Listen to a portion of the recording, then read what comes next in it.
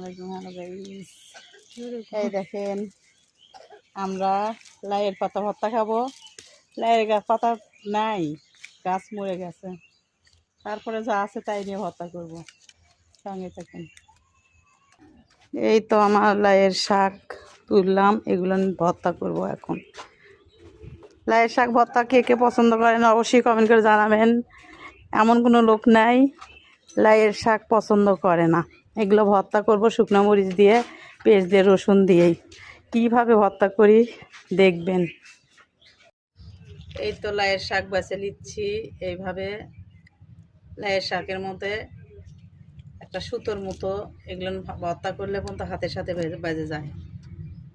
এগুলো এভাবে ছিলে নিয়ে তারপরে সিদ্ধ করে ধুয়ে সিদ্ধ করে নিয়ে ভর্তা বানাবো, সঙ্গে থাকুন। এই যে আমার শাক বাছা হয়ে গেছে, এখন আমি এগুলো শাক ধুয়ে নিব। এই যে আমি শাকগুলো ধুয়ে নিচ্ছি, এখন এগুলো ধুয়ে সিদ্ধ করে দেব।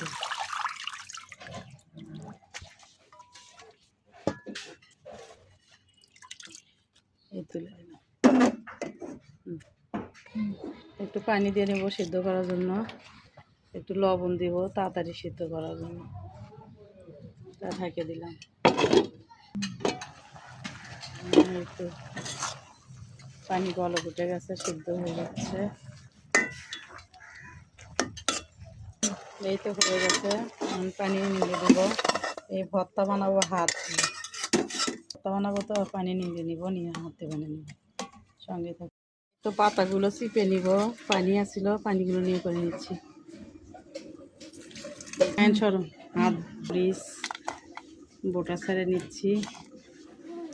এই তো লবণ দিয়ে মরিচটা এখন ডলে নিব। রসুন দিয়ে দিলাম, রসুন কুচি, তারপরে পেঁয়াজ। এই তো পেঁয়াজ ইয়ে করা হয়ে গেছে মরিচের সাথে।